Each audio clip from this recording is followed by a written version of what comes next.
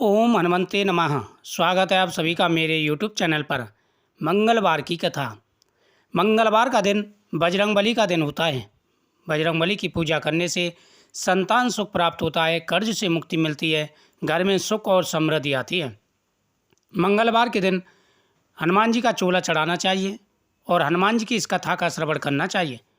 कहते हैं कि मंगलवार के व्रत रखने से घर में सुख और समृद्धि आती है। अगर किसी भी प्रकार की शरीर में कोई परेशानी है या संतान का सुख नहीं मिल पा रहा है या आपके प्रत्येक कार्य में रुकावट आती है तो आपको बालाजी महाराज की पूजा अवश्य करनी चाहिए और मंगलवार का व्रत रखना चाहिए। प्राचीन समय की बात है, एक ब्राह्मण ब्राह्मणी थे। ब्राह्मण और ब्राह्मणी हनुमान जी के परम भक्त थे और नियमित रूप से वह पूजा पाठ करते थे, दान पुण्य भी करते थे। लेकिन किस्मत से उनके एक ही दुख था। हर प्रकार का सुख था लेकिन एक ही दुख था कि उनके कोई संतान नहीं थी। इस बात से ब्राह्मण बड़े चिंतित रहा करते थे। वह ब्राह्मणी से कहते कि देखो, भगवान ने हमें सब कुछ दिया है लेकिन हमारे संतान का सुख नहीं है। इसलिए वह नियमित रूप से पूजा किया करते थे और बजरंगबली से प्रार्थना करते थे कि हे प्रभु, हमारे ऊपर अपनी कृपा दृष्टि बनाए रखें। काफ़ी समय पूजा करते करते हो गया। एक बार ब्राह्मण ने ब्राह्मणी से कहा, देखो, तुम यहाँ पर रहो, मैं जंगल में तपस्या करने के लिए जाता हूँ और पुत्र प्राप्ति के लिए भगवान से प्रार्थना करूँगा, वरदान मांगूंगा। ब्राह्मण हनुमान जी की पूजा करने के लिए जंगल में चला गया। इधर ब्राह्मणी ने नियमित रूप से बालाजी महाराज की पूजा की। वह प्रत्येक मंगलवार को हनुमान जी की पूजा करती और हनुमान जी को चूरमे का भोग लगा करके ही वह स्वयं प्रसाद पाती थी। ये उसका नियम था।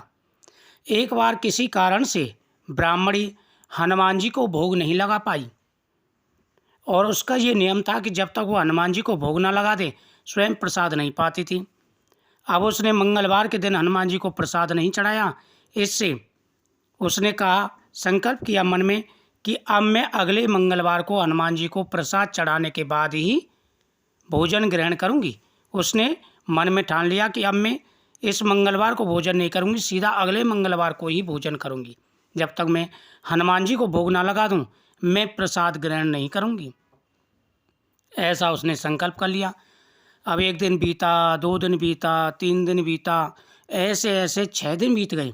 अब बालाजी महाराज, हनुमान जी सब देख रहे थे। 7वें दिन उसके शरीर में शक्ति नहीं रही और वह मूर्छित होकर के गिर पड़ी। हनुमान जी को उस पर दया आई। उसकी भक्ति भाव से प्रसन्न होकर के हनुमान जी उसके सामने प्रकट हुए और कहा कि तुम वरदान मांगो, मैं तुम्हारी पूजा से प्रसन्न हूँ। इस पर ब्राह्मणी कहने लगी कि हे प्रभु, मेरा तो बस एक ही नियम है कि मैं आपकी पूजा करती रहूं और मुझे एक पुत्र प्राप्ति का आशीर्वाद दीजिए। हनुमान जी इससे बड़े प्रसन्न हुए और उन्होंने ब्राह्मणी को एक पुत्र प्रदान किया। कहा कि ये तुम्हारी सेवा करेगा और आज से ये तुम्हारा पुत्र होगा। ब्राह्मणी ने उसका नाम मंगल रखा। ब्राह्मणी प्रसन्नता के साथ हनुमान जी की पूजा करती और मंगल ब्राह्मणी की सेवा करता।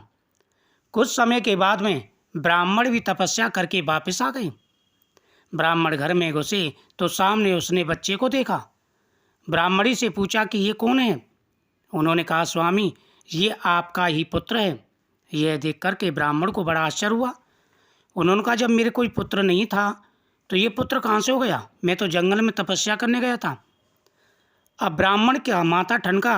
उसने क्या किया, मौका पा करके उस लड़के को कुएं में धक्का दे दिया। उसे ब्राह्मणी की बातों पर विश्वास नहीं हुआ। उसे धक्का देकर के वह वापस घर आया तो ब्राह्मणी कहने लगी कि स्वामी, हमारा पुत्र कहाँ है? ब्राह्मण बोला कि मुझे कुछ नहीं पता। इतने में मंगल पीछे से मुस्कुराता हुआ आया। अब ब्राह्मण और सुन्न हो गया, मानी ये कैसे हुआ? इतने में वहाँ पर आकाशवाणी हुई कि हे ब्राह्मण, तुझे अपनी पत्नी पर विश्वास करना चाहिए। यह पुत्र मैंने ही तुम्हारी पत्नी की तपस्या से प्रसन्न होकर के दिया है और ये तुम्हारा पुत्र है, ये तुम्हारी सेवा करेगा।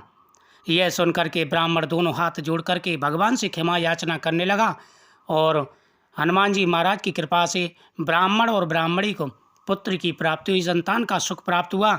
वह नियमित रूप से हनुमान जी की पूजा करते रहे। मंगलवार का व्रत करने से हर प्रकार की मनोकामना पूरी हो जाती है। ओम नमः शिवाय। ओम हनुमते नमः।